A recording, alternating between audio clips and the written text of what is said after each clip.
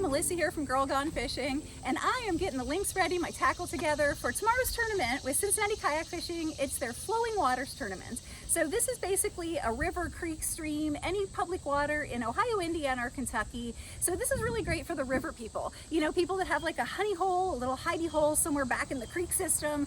They can go fish that in their comfort zone, and everyone can see how their honey hole measures up against everyone else's honey hole. But I don't have a honey hole on the river. So I'm just gonna go to a very public boat launch on the Great Miami River for safety. You know, get into some of these really remote, unlit boat launches along the river in the dark, alone, makes me really nervous. So what I did though is I switched to what I call my river lynx. This is my papaya Hobie lynx that I had a couple years ago, and I kind of destroyed it by putting tape on the bottom that doesn't slide on anything. So I upgraded to one of the Dune Hobie lynxes this year as my tournament boat, but I saved this one and I call it in my head my river lynx. And I'm gonna be able to drag this thing up the river, over the riffles, just, you know, beat it up, not worry about it, while keeping my tournament boat in like really good shape. So River Lynx and I are going to be hitting the Great Miami River tomorrow for the Cincinnati Kayak Fishing Flowing Waters tournament, and I will see you guys up at the ramp. Well, it's 5:40 a.m. I'm at the boat ramp. My Lynx is all set up, and launch was at 5:30. I'm just not going to do it. I mean, the river's behind me. Can you see it? I can't. So I'm not going to launch in this on a river alone. Dawn is at 6:35. And it's 5:40 right now, so that means dawn, which is first light of the day, is not for another hour. So lines in is at 6. I have never done this before where I just don't launch, but I just don't feel safe.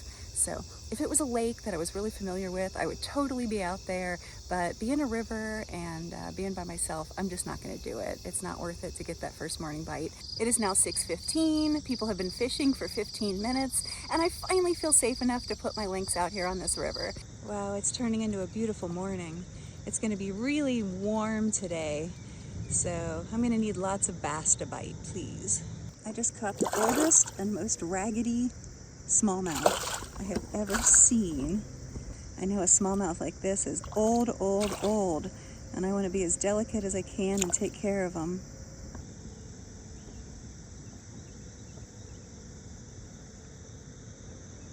Whew, I'm still shaking. That was awesome. Totally unexpected, but I mean, it should be expected. I got to change that mindset. I expect 19-inch smallmouth. But I started off my day with a buzz bait because I saw a little surface activity. I didn't get anything on that. So then I switched to a spinner bait, like a really bright one. Didn't get anything on that. Tried a couple different chatterbait colors. Didn't get anything on that. And then tried a crankbait because I feel like with a crankbait, I've had a lot of success on rivers, and like a square bill 1.5 KVD Strike King.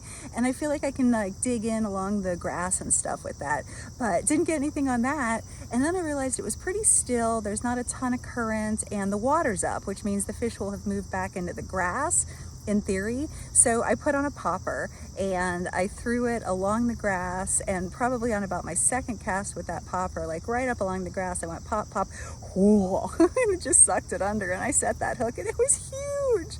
Well, now I have a problem. I don't know what to do.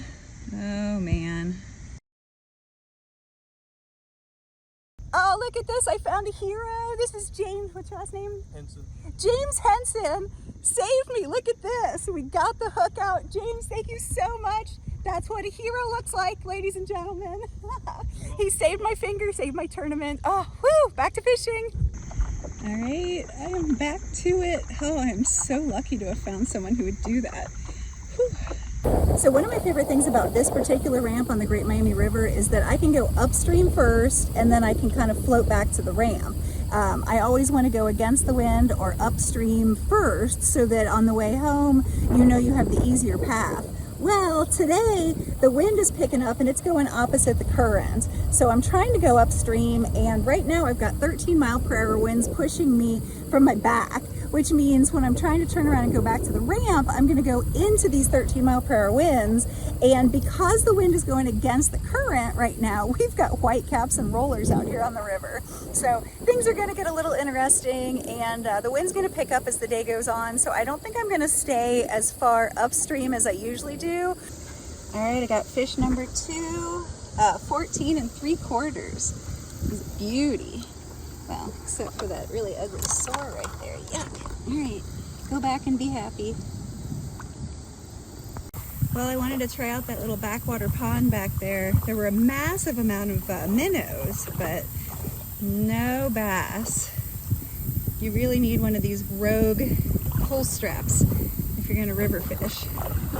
Because when you're river fishing, you're allowed to wade, and you're allowed to like drag your kayak up riffles and stuff, back into backwaters.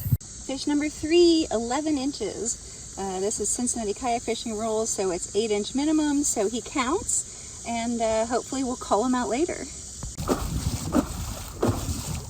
Well, the tournament is over, and I didn't get my limit. I didn't get 5 fish, I only got 3 fish.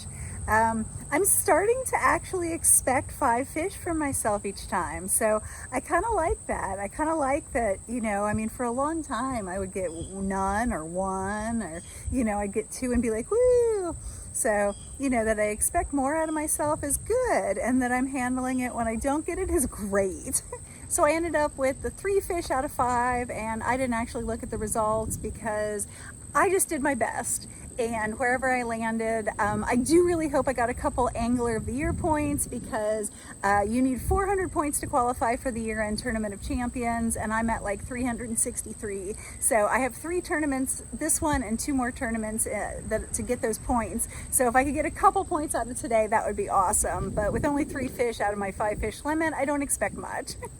But I'm working on not being obsessed about results, and I know I did my best, and I got through what was kind of a nutty, crazy day, but you know, sometimes it happens.